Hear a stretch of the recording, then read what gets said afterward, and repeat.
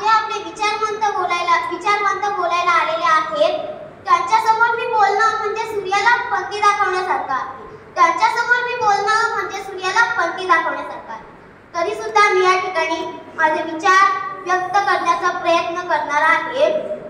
Edison आले, Edison गेले, मात्र जाताना आपल्याला बल्ब देऊन गेले. डॉक्टर बाबासाहेब आंबेडकर आले, डॉक्टर बाबासाहेब आंबेडकर गेले, मात्र जाताना आपल्या भारत देशाला लिखित संविधान देऊन गेले. ज्या संविधानावर आजही आपल्या भारत देशाचा राज्यकारभार सुरळीतपणे चालू आहे असे संविधान आपल्याला डॉक्टर बाबासाहेब आंबेडकर देऊन गेले. सावित्रीबाई फुले आल्या, सावित्रीबाई फुले गेल्या, मात्र जाताना मुलींसाठी शिक्षणाचे दारे खुले करून गेल्या. शिवाजी महाराज आले, शिवाजी महाराज गेले, मात्र जाताना आपल्याला स्वराज्य देऊन गेले. राजमाता जिजाऊ आल्या, राजमाता जिजाऊ गेल्या, मात्र जाताना आपल्याला शिवाजी महाराजांसारखं थोर रत्न देऊन गेल्या.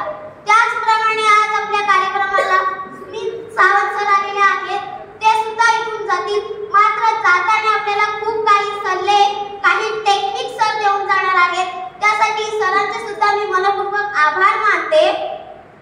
सुनील सावंत सरांबद्दल जर सांगायचं झालं थोडक्यात तर सर हे इंटरनॅशनल लेवलचे मेमरी डेव्हलपमेंट कोच आहेत.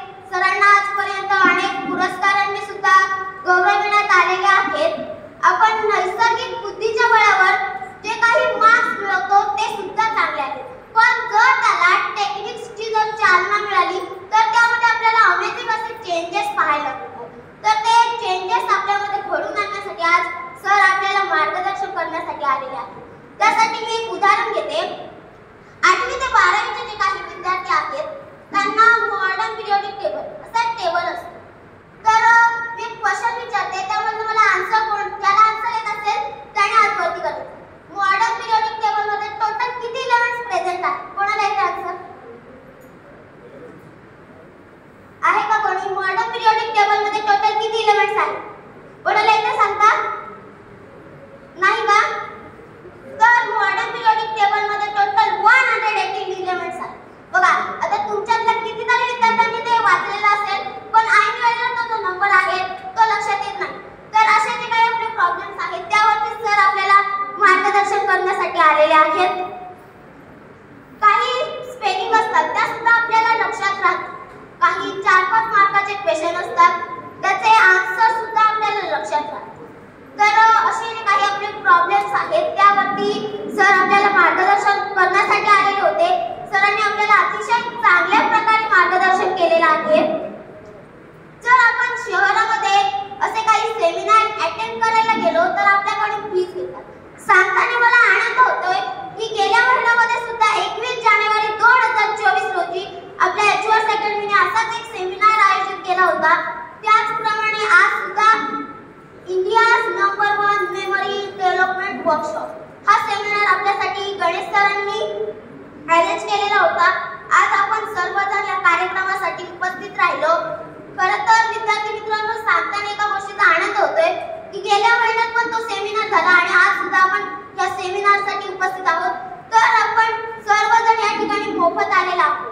सर आपल्याकडून कुठल्याही प्रकारचे फीस घेत नाहीत, पण शहरामध्ये असे प्रोग्राम अटेंड करायचे असतील तर फीस घेतले जातात. तर विद्यार्थी आणि पालक आपल्या सर्वांना एकच सांगणं आहे की गणेश सर आपल्यासाठी एवढं करतात, स्व कष्टावर स्व कमाईवर आपल्यासाठी सेमिनार अरेंज करतात. तर आपण कार्यक्रमाला उपस्थित राहावं आणि सरांना थोडंसं सहकार्य करावं. आजच्या धावत्या युगामध्ये कुणी कुणासाठी वेळ काढत नाही. पैसा तर खूप लांबची गोष्ट आहे विद्यार्थी मित्रांनो, पण तरीही सर आपल्यासाठी मेहनत करत आहेत. सरांना थोडासा रिस्पॉन्स द्या, सरांना थोडंसं सहकार्य करा एवढीच इच्छा आहे. हर एक पतंग को कचरे के डिब्बे में जाना ही है, हर एक पतंग को कचरे के डिब्बे में जाना ही है, लेकिन उससे पहले उसको आसमान छू के दिखाना है, लेकिन उससे पहले उसको आसमान छू के दिखाना है. त्याचप्रमाणे विद्यार्थी मित्रांनो आपल्याला सुद्धा आकाशाला गवसणी घालायची आहे, गगनात झेप घ्यायची आहे, आयुष्याच्या प्रत्येक टप्प्यावर यश मिळवत जायचं.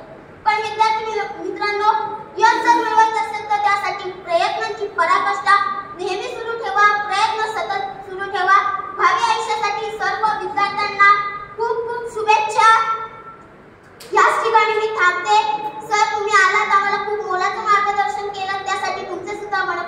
आभार मानते. धन्यवाद.